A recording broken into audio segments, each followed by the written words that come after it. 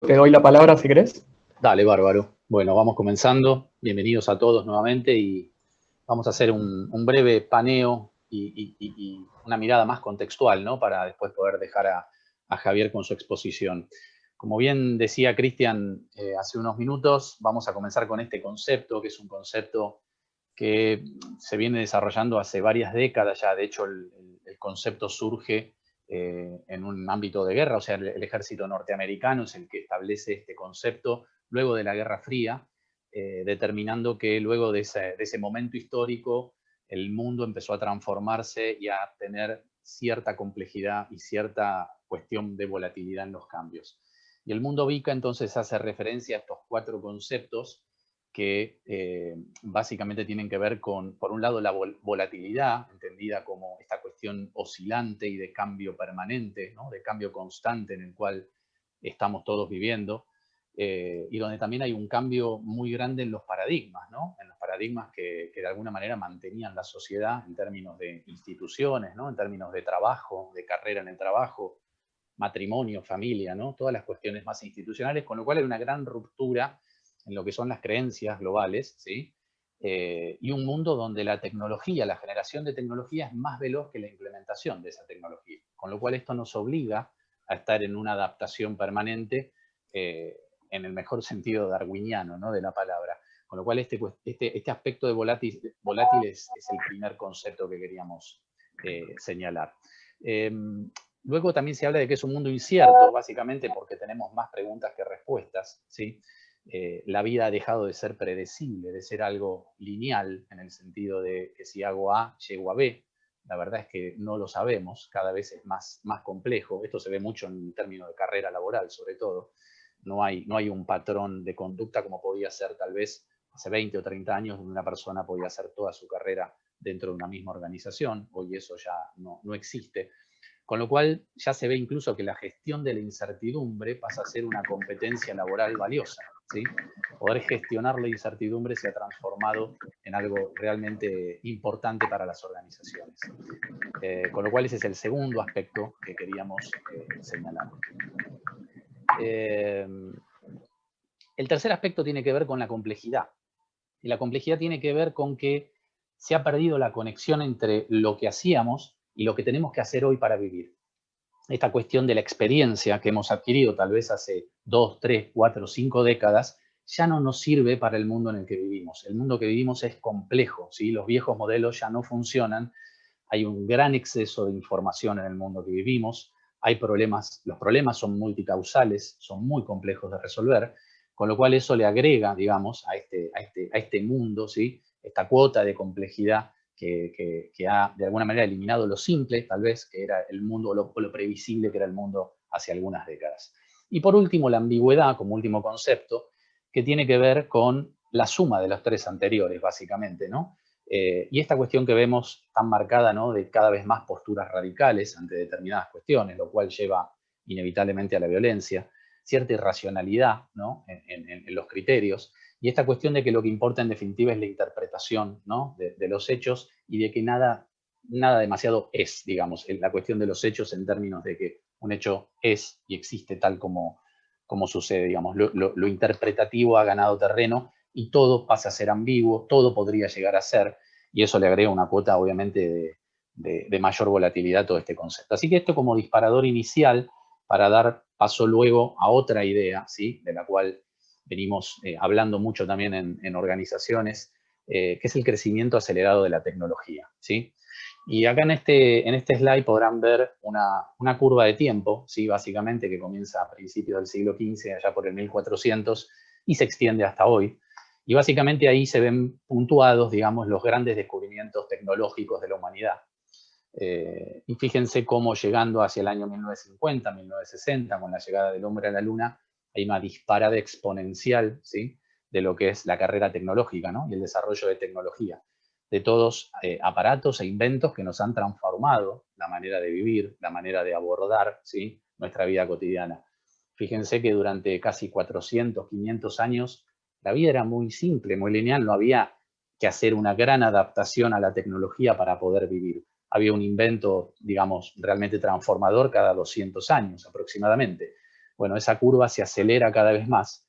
Y esto que estamos viviendo es inédito en la historia y claramente no estamos preparados para asimilar semejante cantidad de tecnología y de cambios, y a lo cual le tendríamos que sumar en el año 2020 este gráfico del coronavirus, ¿no? Que de alguna manera vino a radicalizar esta cuestión y a justamente potenciar el uso de la tecnología debido al distanciamiento social. Con lo cual, es una foto quizás para tomar conciencia del automatismo en el que vivimos y de cómo vamos teniendo que desaprender para aprender una nueva tecnología cada vez más rápido, ¿sí? Con cada vez mayor velocidad y mayor presión.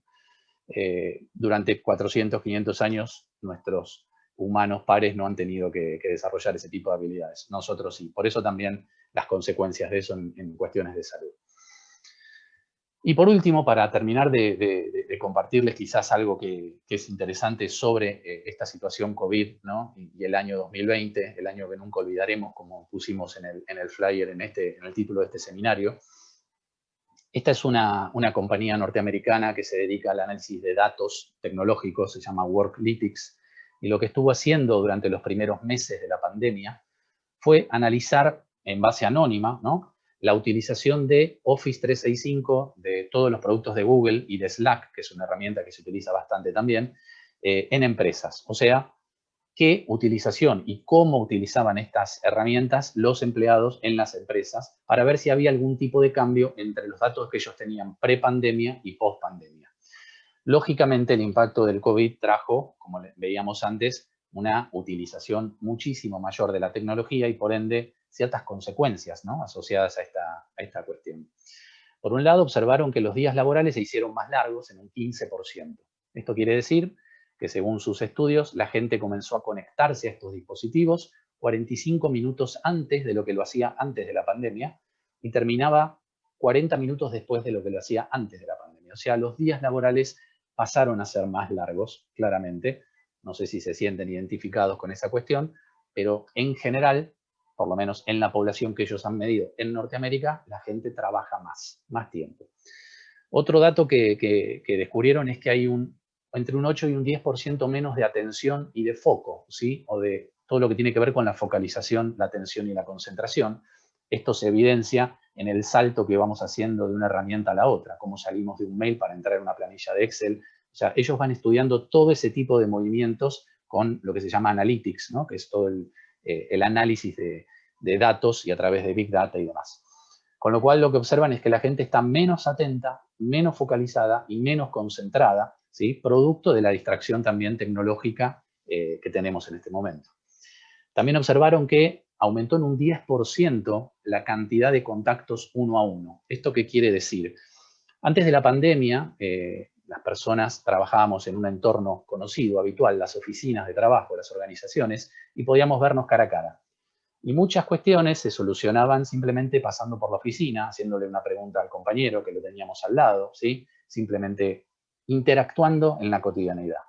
Al perderse esto, debido al distanciamiento social, hubo un aumento del 10% en la búsqueda de estos contactos por cosas que antes resolvíamos de manera presencial muy rápido. O sea, ahora hubo que formalizar una reunión por Skype, por Zoom, o por Microsoft Teams, o por cualquier herramienta, para resolver una cuestión que antes nos llevaba 5 minutos, ¿sí? Esto obviamente también hace que los días laborales sean más largos y tenga que ver con lo que vamos a ver a continuación. Los dos ítems que siguen están vinculados. Por un lado, aumentó, esto es realmente significativo y preocupante, en un 25% las reuniones de trabajo, justamente por esto. Al perderse el espacio físico, todo pasó a lo virtual. Por suerte tenemos la tecnología para poder seguir trabajando, pero lógicamente se aumentó en un cuarto más, o en un 25%, las reuniones recurrentes, ¿sí? Y a esas reuniones también le tenemos que sumar las interrupciones. Hay un 25% más de interrupciones, ya sea por llamadas de teléfono, por WhatsApp, por llamadas de Zoom, ¿sí? Lo cual alimenta esta idea de menos foco y menos atención, ¿sí? Está todo bastante atado en términos estadísticos. Como positivo, lo que podemos sacar, en definitiva, de todos estos datos, que de alguna manera quizás pueden ser un poco negativos, es que lo que se observa en las compañías, y nosotros también observamos, por lo menos en nuestra experiencia, es que hay un aumento muy claro de la colaboración entre las personas, ¿sí? La gente comprendió que al estar separadas, ¿sí?, físicamente, tenían que poner el doble de esfuerzo para lograr los resultados. Y eso se está viendo y se está dando. La gente y los espacios de trabajo son más colaborativos, las personas están más dispuestas a colaborar y ayudar al otro, porque todos estamos atravesando la misma tormenta. Entonces hay más empatía para entender que el otro también, ¿sí?, atraviesa una situación similar. Bueno, este es un dato tal vez positivo, si se quiere, de todo lo que este año nos ha dejado en términos de pandemia, ¿no? Y por último, por lo menos hasta aquí llego con mi presentación, para después darle el pase a Cristian, queríamos compartirles esta foto, que no sé si la reconocen a la persona que está allí, y abrir un poquito, tal vez ahora sí el micrófono, si alguien se anima a comentar, o el chat también, ¿no, Cris? Si te parece que lo veamos por chat. Así es, quien tiene ganas escribe. El que tenga ganas, tal cual. Si conocen esta imagen, ¿no? Para nosotros es muy conocida. Bill Murray, el día de la marmota. Claro bien, que sí. Muy bien, el cinéfilo. Muy bien, igual. Así es. Bueno, Día de la Marmota, que se llama Atrapado en el Tiempo, o Hechizo del Tiempo también en otros lugares, tiene como diferentes nombres, y Bill Murray es el actor de esa película. No sé si la habrán visto, pero bueno, para los que no la hayan visto, tiene que ver con esta sensación de agobio, de quedar atrapado en un círculo de tiempo. Él es un periodista del clima que queda atrapado en una cuestión del tiempo donde los días se repiten uno a otro, ¿sí? Y él no puede salir de esa lógica, no puede escapar de esa lógica de tiempo. Todos los días le pasa lo mismo. Entonces él empieza a intentar diferentes formas de vivir, ¿sí? De una forma hedonista, ¿sí? Se da todos los placeres. También intenta suicidarse para ver si puede escapar de esa situación, y no puede. Con lo cual, lo interesante de la imagen, y creo que refleja un poco lo que ha sido este año en términos de pandemia y cuarentena, sobre todo, ¿no? Estar metidos en casa mucho tiempo, sobre todo aquí en Argentina, refleja esta situación de agobio, ¿no? Y de levantarse y de sentir que todos los días son iguales, que todos los días, y que no tenemos escapatoria, nada de lo que podamos hacer nos puede cambiar justamente ese día. Así que para los que no vieron la película, valía la mención también para que puedan verla, porque es muy divertida, muy interesante. Bien, pasamos aquí, y aquí le doy el paso un poco a Cristian, así vamos ya cerrando nuestra presentación. Sí, también un poco compartiendo con ustedes, ¿no? Agradeciéndoles el tiempo y la presencia. Me gustaría saber si ustedes también han sentido en algún punto que esta experiencia de vivir en el mundo VICA Reloaded, ¿no?, que nos propone también viviendo en pandemia, se asemeja de alguna manera a una montaña rusa emocional. Ya sea por nuestra propia experiencia emocional, sino también por la convivencia con otras personas que nos rodean laboralmente, personalmente, que también afrontan estos vaivenes emocionales. ¿Sienten que es una metáfora que pueda aplicar? Acá leo un totalmente, con muchas ganas. Un jaja, sí. Y es que se lo tomen con el jaja.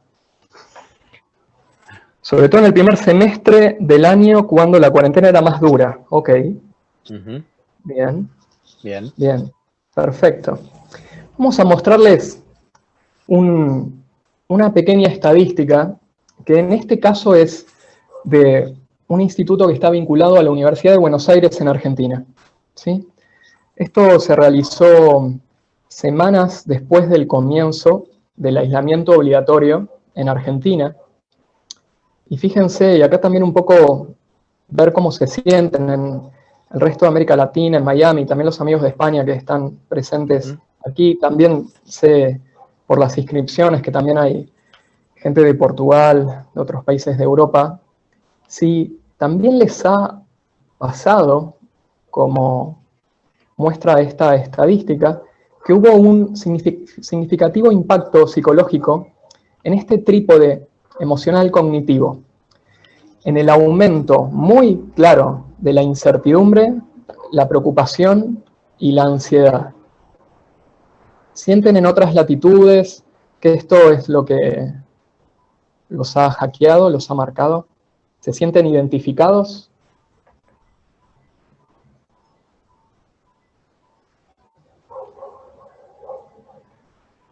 Nos dicen que sí. Acá nos saludan desde Zaragoza. Bien. Déjame verlos un momento, Diego. Sí, claro. ¿Sí? incertidumbre, preocupación, ansiedad. ¿Se sienten reconocidos con este trípode emocional? ¿Sí? Es un poco lo que sintieron. Veo algunas afirmaciones. Bien. Bueno, entonces es verdad, acabamos de probar de una manera muy chiquita que las emociones humanas son efectivamente universales, ¿no? No importa la latitud. Uh-huh. Correcto, un poco la pandemia lo que ha hecho es poner luz sobre estos aspectos que ya el mundo VICA nos hacía enfrentar, ¿no? Había un desafío de una manera de vivir acelerada e incierta que ya de por sí el mero crecimiento exponencial de la tecnología, la velocidad de los cambios que ya estábamos transitando y viviendo, y a título personal digo, padeciendo también en muchos casos, solo de ese crecimiento exponencial de los aspectos tecnológicos, de lo efímero, de lo vincular, de el uso exacerbado de las redes sociales, ya de por sí era un desafío tan grande vincularse en ese estilo relacional que nos proponía la modernidad, y como si fuera poco, la cereza del postre, pandemia, ¿no? Para mostrarnos aún más, si es que alguno podía, como decimos en Argentina, zafar, pasar, evitar esa exposición que nos generaba esta modernidad de la que estamos hablando. La pandemia lo que hizo fue unificarnos, fue probablemente demostrarnos que realmente, tal vez como dice la monja budista norteamericana Pema Chodron, no había piso, ¿no? Es como que nos expone a ese momento donde todo se derrumba y en realidad en algún momento tenés que reconocer que el ritmo de vida que uno tiene te expone probablemente a vaivenes emocionales que pueden hackearte, que pueden ser en muchos casos demasiado desafiantes para afrontarlos con el nivel de rapidez e incertidumbre que se nos propone. Y de alguna manera, como también dice Pema, ¿no? Y esto es muy trillado, pero no por trillado, no es oportuno. Digamos, la palabra crisis está compuesta por esos dos ideogramas que conocen también. Por un lado está la dificultad, y la dificultad la hemos mencionado. La dificultad la estamos claramente afrontando, pero también la dificultad es una oportunidad de toma de conciencia, y por eso estamos acá, ¿no? No para reflexionar sobre lo difícil que es lidiar con la incertidumbre y con el aislamiento y con no saber qué va a pasar, sino para conectar con la oportunidad de tomar responsabilidad respecto a lo que es el autocuidado de esa gestión emocional, comprender esos vaivenes emocionales que podemos estar viviendo nosotros y la gente que queremos, tomar conciencia de que hay una oportunidad de autocuidado, de autorregulación emocional, que hay una oportunidad de una mirada distinta, de intentar otro tipo de ejercicio, una responsabilidad de pensar la vida de otra manera, ¿sí? De intentar prácticas que colaboren a la reducción del estrés crónico, ¿no? Y por eso en ese contexto y buscando conectar con lo positivo del desafío que estamos viviendo en todo el mundo, es que estamos súper complacidos de que haya tanta gente conectada y de tener la oportunidad. Muchísimas gracias a Paula, que con todo lo que ayudó para que podamos contar con el doctor Javier García Campayo, ¿no? Para que pueda ayudarnos a repensar un poco esta situación y a conectar entonces con qué podemos hacer ante este contexto. Un agradecimiento doble a Javier. En primer lugar, desde luego, gracias por compartir la experiencia y el conocimiento. Y segundo, no menor, realmente se adaptó a que podamos escucharlo en vivo de este lado del océano. Para Paula, para Javier y para los amigos de Europa son 11:24 p.m., ¿sí? Así que realmente muchísimas gracias. Javier García Campayo es uno de los máximos referentes, sin duda, respecto al mindfulness de habla hispana. Autor de cantidad de libros. Yo soy fanático en particular de uno. Para mí es la Biblia en español del mindfulness. ¿Qué sabemos del mindfulness? A mí me encanta, por eso lo tengo siempre acá, una fuente de consulta. Es el director de la maestría en mindfulness de la Universidad de Zaragoza. Y simplemente eso, Javier, agradecerte nuevamente. La palabra es tuya. Javier, te vamos a hacer hospedador también, así puedes compartir tu presentación. Correcto, así puedes compartir tu propia presentación. Fantástico. Ahí ya deberías poder. Muy bien. Muchas gracias. Decía que buenas tardes para Latinoamérica, buenas noches para España. Un placer, Cristian, Diego, compartir con vosotros y con todos los que nos están oyendo de diferentes países, de diferentes continentes, algunas ideas sobre esta situación que nos está ocurriendo, ¿no? Lo hemos llamado mindfulness para un mundo incierto, porque realmente estamos viviendo una situación excepcional, ¿no?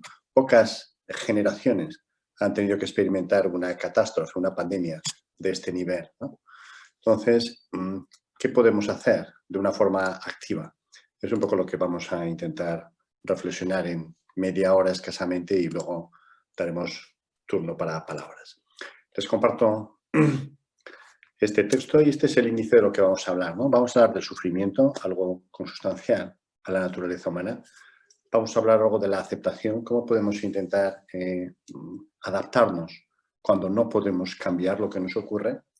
Veremos también brevemente la importancia de mindfulness para no estar continuamente rumiando, preocupándonos por las circunstancias adversas y reflexionaremos un momento sobre la importancia de los valores y del sentido de la vida y terminaremos con algún mensaje clave. Yo lo que voy a dar simplemente son algunas ideas sobre algunos aspectos, haremos alguna práctica también y, como les digo, terminaremos con un debate con preguntas y respuestas. Desde luego, la realidad del sufrimiento es algo que tendríamos que asumir, algo que es difícil, ¿no? El sufrimiento ha sido el gran tema de todas las tradiciones contemplativas, de todas las religiones, ¿no? De alguna forma, lo que intentan es dar sentido al sufrimiento. El propio Freud decía que el surgimiento de la religión tiene que ver con esto, con el poder dar un sentido al mundo. Se habla de dos tipos de sufrimiento en psicología y en las tradiciones contemplativas. Un sufrimiento inevitable, también llamado dolor, que se ha llegado a conceptualizar con la vejez, la enfermedad y la muerte, nuestra y de nuestros seres queridos. Todos estaremos de acuerdo que este sufrimiento lo vamos a tener que experimentar. Es absolutamente inevitable. Yo, de una forma más amplia, diría que, además de esto, es el sufrimiento que nos produce la vida, como les he puesto aquí. Me deja mi pareja, me echan del trabajo, hay una pandemia, en fin, son circunstancias que nos vienen dadas de fuera. Es un sufrimiento que produce el mundo. Sería inevitable. Pero habría un segundo sufrimiento que llamamos simplemente sufrimiento, no dolor, y que consideramos evitable.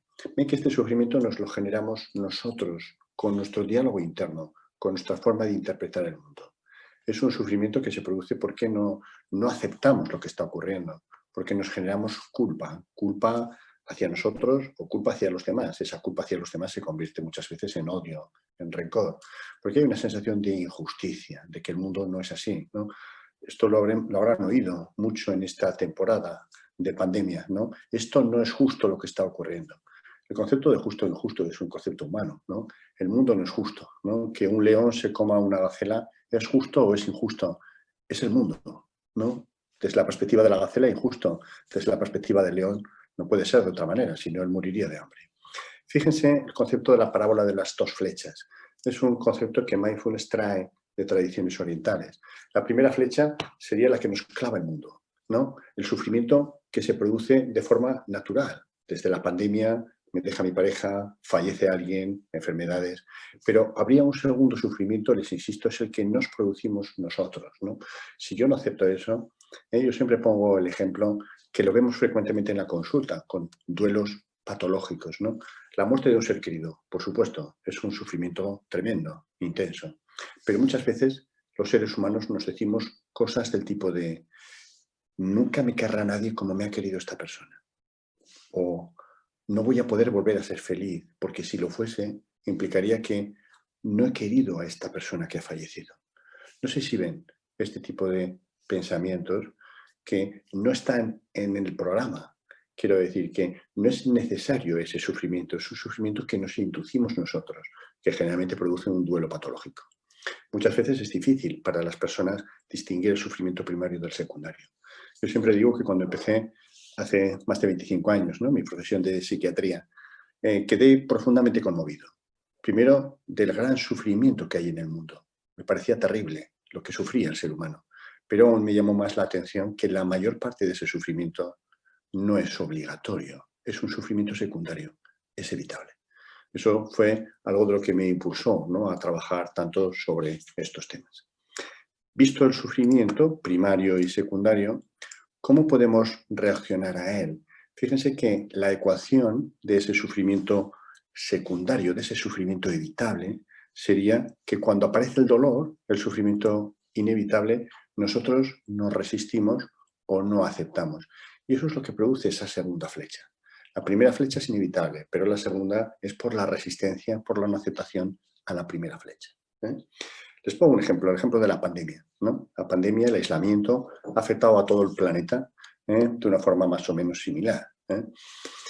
Fíjense que habrán visto que hay mucha gente que lo ha llevado bastante bien. Son personas que lógicamente también han tenido dolor, ese sufrimiento primario, porque todos, absolutamente todos, aunque hayamos tenido la suerte quizás de que ningún familiar cercano haya fallecido directamente o nos hayamos librado más o menos del virus, todos hemos sufrido como mínimo el aislamiento, pérdida económica, pérdida de libertades, etcétera, etcétera. Pero si uno no se resiste, lo acepta y asume que así es la vida, solamente tiene ese dolor, ese sufrimiento primario. Pero mucha gente, casi inevitable, porque es un sentimiento humano absolutamente normal, se ha resistido, se ha enfadado, ha considerado que o no se ha gestionado bien, o que las cosas tenían que haber sido de otra forma, o que el mundo es injusto, o que no nos lo merecemos, etc. Es decir, se ha generado más sufrimiento, ha multiplicado ese sufrimiento inevitable por 5, por 10, dependiendo de con qué intensidad se haya resistido. Y por tanto, ha sufrido mucho más. Esto es un poco lo que yo les invito a reflexionar, ¿no? Esta sería una matriz de cómo reaccionamos ante el sufrimiento. Este es un aspecto clave. Fíjense que el eje nuclear, el eje importante es si ustedes con sus acciones pueden cambiar el mundo o no pueden cambiarlo. Este es el tema que tienen que reflexionar. Si tienen la duda, que muchas veces uno no sabe exactamente si puede cambiar el mundo, si puede influenciar el entorno, entonces, ante la duda, háganlo. El método de ensayo y error se considera la base del desarrollo científico. Es decir, si ustedes no lo tienen claro, inténtenlo. Si con sus acciones pueden cambiar el mundo, la recomendación es actuar. Actuar. Pero si con sus acciones se dan cuenta de que no pueden cambiar el mundo, de que nada va a cambiar, no queda más remedio que aceptar, si no quieren sufrir más todavía. Los seres humanos tendríamos que movernos, y esta es la recomendación de la psicología de mindfulness, en este eje de una forma flexible. Es decir, cuando yo siento que puedo cambiar el mundo, actúo, hasta que me doy cuenta de que ya no puedo cambiarlo y entonces acepto. Y acepto hasta que veo un hueco en que pienso que puedo volver a actuar sobre el mundo y entonces vuelvo a actuar. ¿Me explico? De una forma muy flexible me basculo en este eje. Pero hay otras dos formas más de reaccionar. Son dos formas diferentes. Fíjense que en psicología solemos decir que lo sano es muy flexible. Por eso les decía que lo recomendable es moverse en este eje de forma flexible. Y también decimos que lo patológico es muy rígido. Por eso la gente que se mueve en esta línea generalmente no es flexible. Es decir, se queda en la resignación o se queda en la sobreactuación. La resignación sería cuando yo puedo cambiar el mundo, no actuar. Ven que no tiene nada que ver con la aceptación. Mucha gente se queda ahí estancada diciendo, pero entonces, ¿aceptar o resignarse? No, no. Aceptar solo aceptamos cuando no podemos cambiar el mundo. Imagínense algo que ha ocurrido en el pasado, ¿no? Yo he cometido una acción de la que ahora no estoy muy satisfecho, muy orgulloso, ¿verdad? Por la que sea. no puedo cambiarla, ya está en el pasado. ¿Qué puedo hacer ahí? Aceptar es lo sensato, porque no la puedo cambiar, ¿no? Fíjese que resignarse es cuando yo todavía puedo cambiar el mundo, no hacer nada. No es eso lo que recomendamos. Y lo que tampoco recomendamos es esta forma de reaccionar, que es la más habitual en el mundo actual. Le llamamos sobreactuación.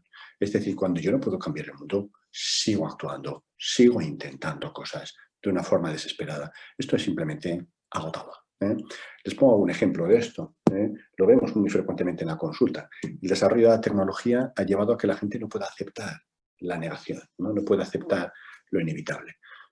Nosotros a veces cuando le decimos a un paciente que tiene una enfermedad terminal, un cáncer o que tiene una enfermedad incurable, ¿no? Una demencia, etcétera, hay personas y familiares que nos dicen, a ver doctor, no puede ser. ¿Dónde se resuelve esto? ¿Dónde hay que ir? ¿A Estados Unidos? ¿A Houston? Y van. Y nosotros les decimos, es inútil, no lo haga. Lo que le van a decir ahí es lo mismo que le estamos diciendo aquí. No hay más tecnología allí que aquí.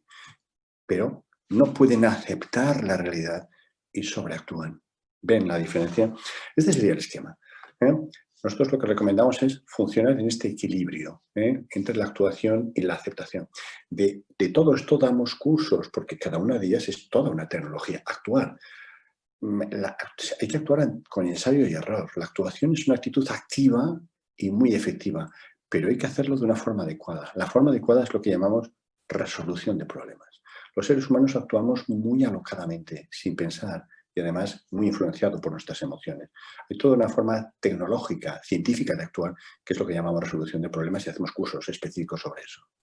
Junto a la actuación, el eje en el que debemos movernos es la aceptación de la realidad, que también damos cursos específicos, porque la aceptación es algo muy complejo para los seres humanos actuales y para los occidentales más todavía, porque toda la cultura occidental está basada en la no aceptación. La aceptación es admitir que el dolor, el sufrimiento forma parte de la vida y dejar de luchar contra la realidad cuando no podemos cambiarla. Fíjense que es efectiva, pero es que además es muy activa. La aceptación no es un hecho pasivo como la resignación, no. La aceptación es muy activa porque uno tiene que cambiar su mente, que poder modificar expectativas que tenía, acabar con esas expectativas y asumir que el mundo es así. Es todo un proceso activo para no sufrir. La aceptación es el final del duelo. Los duelos, y los seres humanos estamos sometidos a duelos continuos, solo se resuelven de una forma sana, aceptando. Algunas frases que resumen la aceptación sería, ya he hecho lo que se podía hacer, así es el mundo, y así está bien también. Este es el eje en el que deberíamos movernos, y el que no deberíamos movernos es este, el de la resignación sobre actuación. La resignación, les decía, que es no hacer nada ante un problema aunque podemos influenciar sobre el entorno. Es una actitud pasiva, esto sí que es pasivo, la aceptación es activa y no efectiva. El individuo piensa que tiene menos control del que tiene y utiliza frases del tipo, no hay nada que hacer, no vale la pena hacer nada. No recomendamos la resignación. Tampoco la sobreactuación, que les decía es más frecuente, ¿no? Es una negación del problema, intentando desesperadamente una solución, aunque no la tenga. Es una actitud activa, pero no efectiva. Frases como, si uno quiere puede conseguirlo todo. Yo les haría reflexionar sobre esta frase. No sé ustedes, pero a mí y quizás a toda una generación, la mía por lo menos, nos lo metieron confunda. Fíjense que esto, en psicología diríamos que es simplemente un delirio, porque esto no corresponde a la realidad. Si uno quiere conseguirlo, ¿puede conseguirlo todo? Pues no. La frase real es, si uno se esfuerza duro, tiene más posibilidades, eso es verdad, pero ninguna certeza, eso también es verdad, de que va a conseguir algo. ¿Me explico? Imagínense una posición, se presentan 1000 personas para 100 plazas. 900 de esas personas ya pueden esforzarse duro, que jamás tendrán una plaza. Haga lo que haga. El ejemplo que ponemos es la metáfora del lapicero. No sé si tienen un boli o un lapicero ahí, pero el ejemplo es ese. ¿Con qué fuerza cogen un lápiz cuando van a escribir? Entre 0, nada de fuerza, si no hace nada de fuerza se les cae, y 10, máxima fuerza. La mayor parte de la gente dice fuerza 4 sobre 10, 5 sobre 10, 6 sobre 10. Pero si yo les digo, cogen el lápiz con fuerza 10, si lo intentan, van a ver que es algo terrible. Y les digo, intenten escribir con ese lápiz en fuerza 10. Van a ver que prácticamente no pueden escribir. Y si escriben será un garabato. ¿Y cuánto tiempo podrán aguantar escribiendo así? Algunos segundos. La aceptación implicaría hacer el esfuerzo justo, exclusivamente, no sobreactuar. Si ustedes cogen el lápiz con fuerza 5, 6, 4, van a escribir perfectamente, una grafía que se va a entender estupendamente y pueden estar horas, porque están haciendo el esfuerzo justo. Esto es la aceptación y la actuación, el eje que le recomendamos. ¿Cómo desarrollar? ¿Qué dificultades tenemos para aceptar el sufrimiento? Estas. Primero, cuando algo es importante. Cuando algo es muy importante es difícil aceptarlo. La forma de trabajar con eso lo trabajamos con el sentido de la vida, con la perspectiva. Luego les comentaré un poco sobre eso. La sensación de control. El mayor problema que tenemos actualmente los seres humanos es que el desarrollo tecnológico nos ha llevado a pensar que tenemos un control casi absoluto. Y, por ejemplo, la pandemia nos ha venido a demostrar que no es así. La gente estaba asombrada, pero ¿cómo es posible que un pequeño virus ponga en jaque al planeta? Simplemente porque no tenemos control sobre la naturaleza. Aunque pensábamos que sí, pues no, ni sobre virus ni sobre tantas otras cosas. El sentido. Es más fácil que el sufrimiento lo podamos aceptar si podemos darle un sentido. Tradicionalmente nuestros antepasados, no me voy muy lejos, yo me voy a mis abuelos, tenían unas profundas creencias religiosas y les resultaba mucho más fácil dar sentido al sufrimiento. En este momento en que esas creencias religiosas brillan por su ausencia, es mucho más difícil dar sentido y por eso sufrimos más. Y no estar de acuerdo. Fíjense que este es un error conceptual de la aceptación. Mucha gente erróneamente piensa que la aceptación es estar de acuerdo. No, no tiene nada que ver. A mí muchas veces me dicen en los cursos, pero ¿cómo puedes aceptar el hambre en el mundo? No, la aceptación no es estar de acuerdo, es simplemente asumir que no puedes cambiarlo. ¿Quién estaría de acuerdo en que hubiese hambre en el mundo? Pero lo que tenemos que asumir la mayor parte de los seres humanos es que nosotros de forma individual no podremos cambiar ese problema. Puedo lógicamente votar, es decir, dar dinero a una ONG o estar de voluntario en una de ellas, pero por mucho esfuerzo que haga, no podré resolver ese problema tan gigantesco y tan complejo. La aceptación no implica estar de acuerdo, implica simplemente que uno asume que no puede cambiarlo. ¿Y qué es la aceptación? La aceptación es una emoción sublime. Les decía que mindfulness, el principal cambio que produce es la aceptación, pero también podemos desarrollar la aceptación de forma directa. Vamos a hacer un pequeño ejercicio para que vean una forma básica de aceptación. Les decía que hacemos cursos de 8 semanas o de 4 semanas de aceptación. La aceptación, como cualquier emoción, la podemos generar mediante la postura corporal, la emoción tiene un correlato corporal, y mediante frases, la emoción tiene un correlato cognitivo. ¿Cuál es la postura de la aceptación? ¿Cómo pueden ustedes desarrollar más aceptación? Esta sería la postura de la aceptación, la famosa piedad de Miguel Ángel. Pueden ver a la Virgen María con su hijo muerto. En psicología se acepta que la muerte de un hijo es el mayor sufrimiento que puede tener el ser humano. Pues bien, su único hijo fallecido. Pueden ver la postura de la Virgen María, recogiendo con el brazo derecho el cuerpo de su hijo y con el brazo izquierdo las palmas hacia arriba. Es la señal de aceptación. Y sobre todo el rostro absolutamente relajado. ¿Pueden ver ese rostro? No hay ninguna crispación, ninguna tensión, ningún odio hacia los que le han matado, ni ninguna, no le echa la culpa a Dios, ni a nadie, ¿no? Que sería lo que seguramente haríamos cualquiera de nosotros. No, ella simplemente no está de acuerdo. ¿Quién estaría de acuerdo? Yo no estoy dentro de la Virgen María, pero me imagino que no estaría de acuerdo en que su hijo estuviese muerto. Pero la aceptación no es estar de acuerdo en eso. La aceptación es asumir que no podía cambiarlo y no luchar contra eso. Palmas hacia arriba y el rostro absolutamente relajado, cuerpo relajado. Esta es la postura de la aceptación.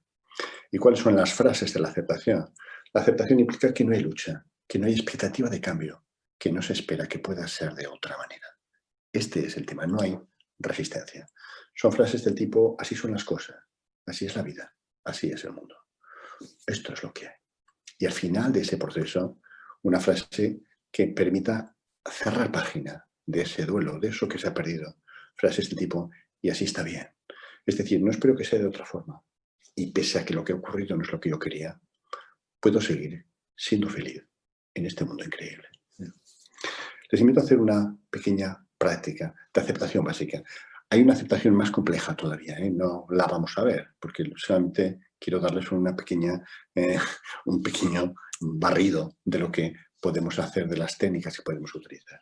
Entonces les invito a hacer esta pequeña práctica. Ya saben que marcamos la práctica al inicio y al final con un toque de gong, ¿no?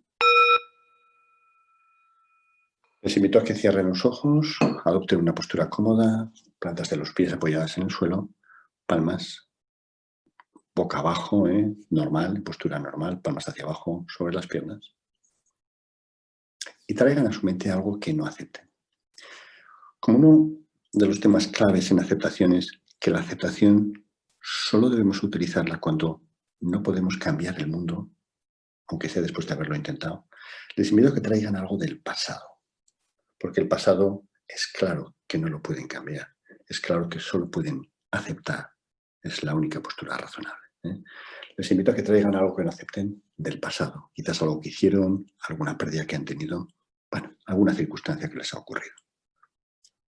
Ven que eso no lo pueden cambiar. Luego lo razonable es aceptarlo. Lo traemos a la mente y van a observar que eso que no aceptan produce malestar en la mente y tensión en el cuerpo. La tensión en el cuerpo es clave. La aceptación está en el cuerpo. Si ustedes pueden traer algo a la mente que no aceptan y no produce tensión, resistencia en el cuerpo, es que eso está aceptado.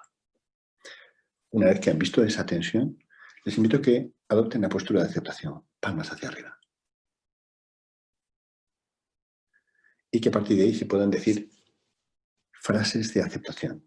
El modelo que solemos seguir es similar al de compasión. 3 rondas de 3 frases. Pueden cambiarlo, pero es un modelo estándar. Podemos decirnos 3 frases de aceptación. Yo voy a decir algunas de las estándar. Lógicamente, lo ideal es que ustedes desarrollen las suyas, las que les convengan a ustedes, las que les convenzan a ustedes. Frases del tipo, así es la vida. Esto fue lo que ocurrió. Esto es lo que hay.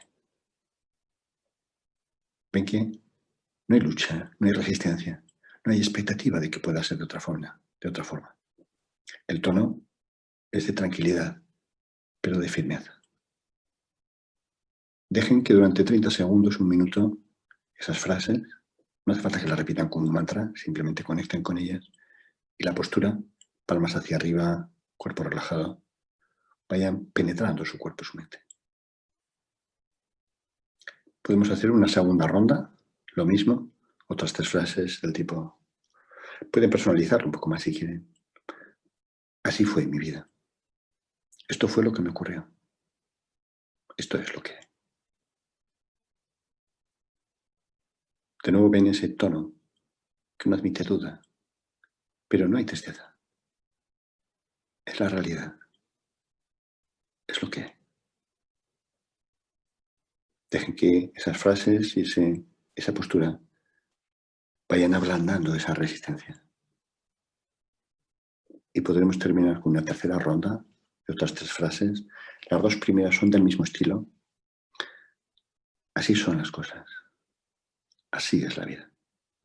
Y si pueden, intenten que la tercera y última frase de la tercera ronda sea algo así como, y pese a todo, pese a que no se han cumplido mis expectativas, pese a que esto no es lo que yo quería, y pese a que no necesariamente esté de acuerdo, asumo que no puedo cambiarlo. Y por tanto, así está bien también.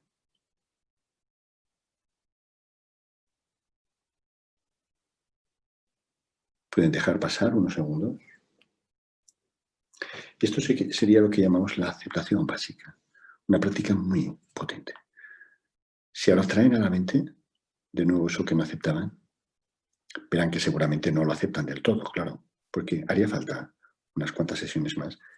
Y la aceptación más profunda que llamamos, un segundo nivel. Pero seguro que esta práctica ha aumentado su aceptación. Y lo notarán porque tienen menos malestar psicológico y menos resistencia en el cuerpo. Y probablemente notarán también que empieza a aparecer una sensación de tristeza serena, una sensación de duelo, de que están aceptando esa pérdida, que eso que ya han perdido no volverá. Lo cual les va a permitir ir cerrando esa puerta y seguir avanzando y poder seguir siendo felices en este mundo tan increíble.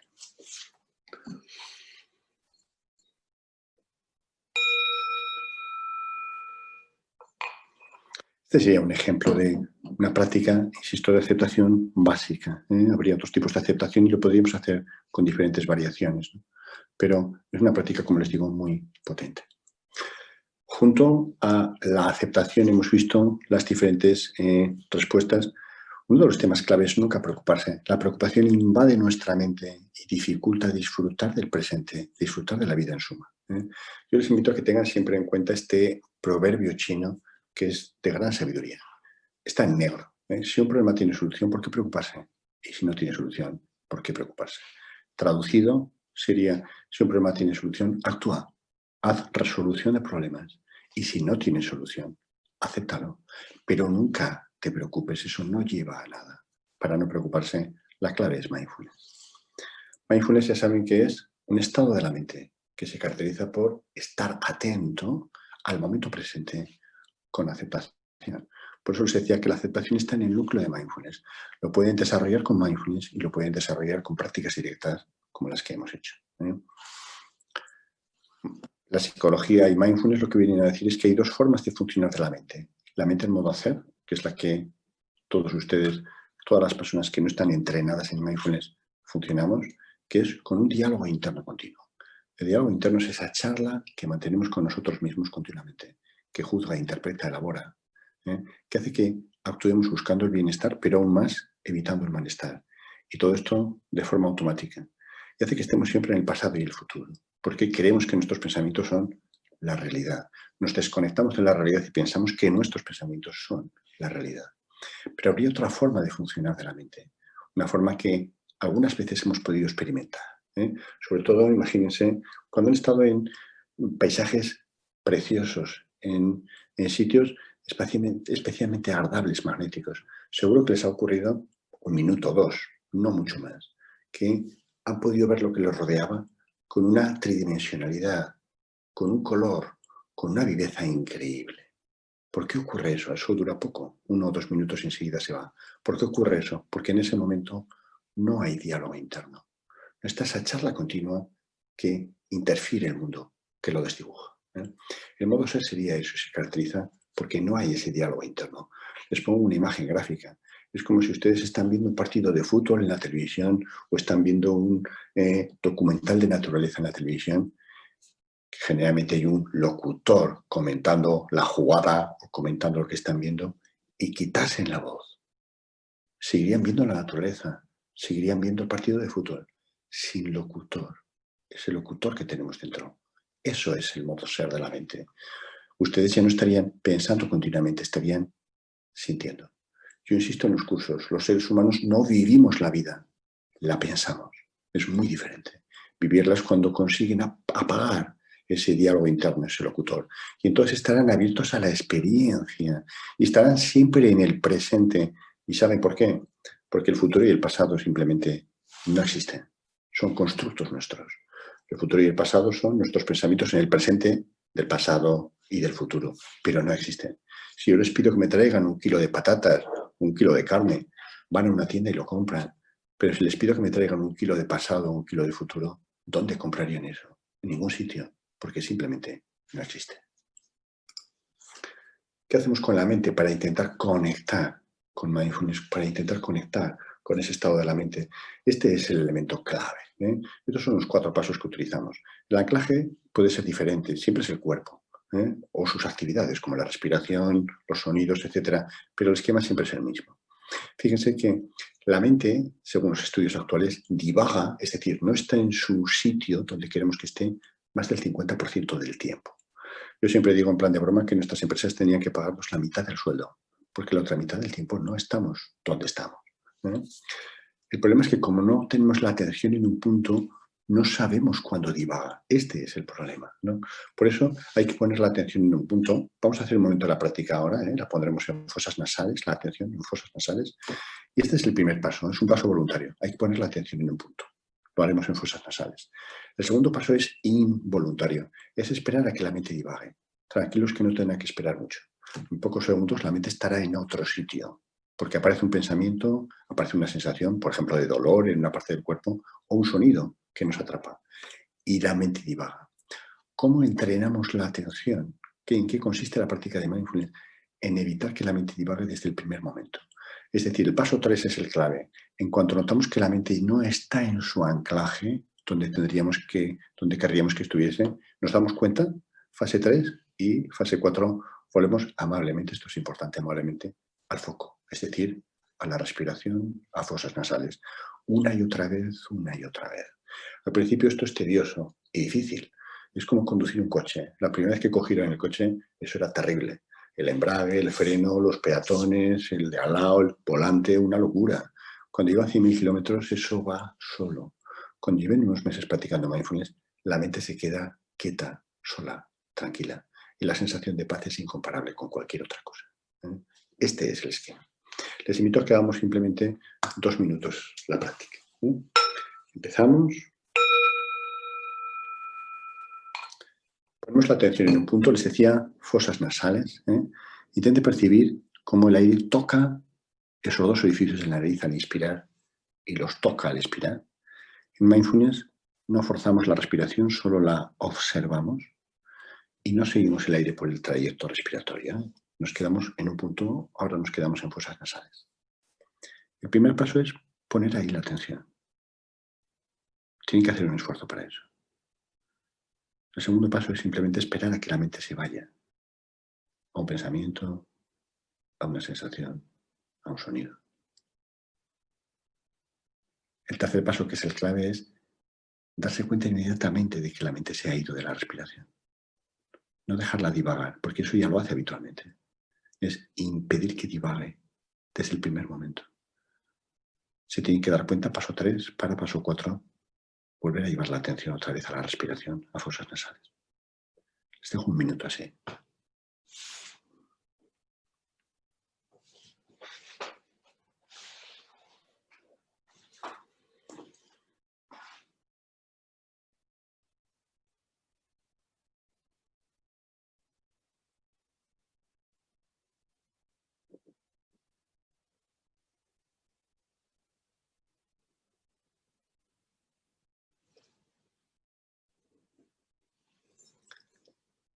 Bien, que la mente se va una y otra vez, eso no es un problema.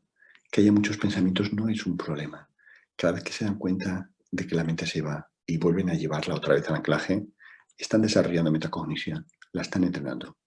El problema es que la mente se quede divagando un rato. Ahí no la entrenan, ahí hacen lo de siempre.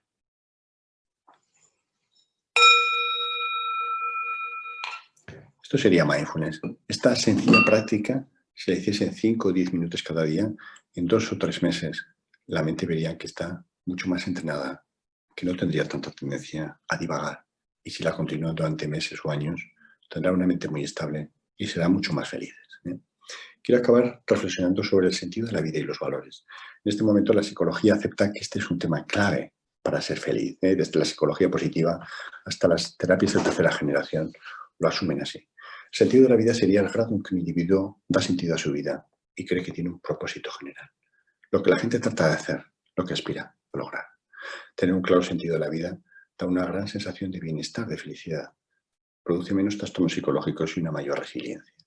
Si ustedes tienen un claro sentido de la vida, cuando les ocurra una desgracia, una situación adversa, como una pandemia, como una enfermedad, que les va a ocurrir, porque la vida es así, no les afectará tanto, porque tienen claro dónde quieren ir.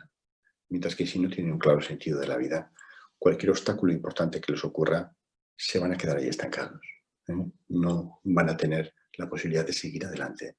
Ese va a ser su sentido de la vida, que es lo que le ocurre a mucha gente. Yo les insisto en la consulta a la gente, ¿cuál es su sentido de la vida? Si no tienen claro, esta enfermedad va a ser su sentido de la vida. Porque es importante tener perspectiva. La perspectiva es saber lo que es importante, lo que se quiere hacer. Generalmente estamos atrapados en el día a día. El concepto de perspectiva surgió en la psicología a partir de los viajes a la Luna. Se vio que los astronautas, cuando iban allí, ver la imagen de la Tierra desde la Luna les producía una sensación de pequeñez, de vulnerabilidad, de trascendencia, que venían convertidos. Eso llamó mucho la atención de la psicología. Algunas de esas fotos de la Tierra desde la Luna, la NASA las permitió y todavía están accesibles. Quien tenga interés, yo se las mando. y cambiaron esa visión de muchas de las personas que vivían en la Tierra también, aunque no hubiesen ido a la Luna, y les permitió desarrollar esa perspectiva. Ese efecto fue tan importante que en psicología se llamó el efecto perspectiva, the overview effect, porque permitía dar al ser humano esa sensación global de perspectiva.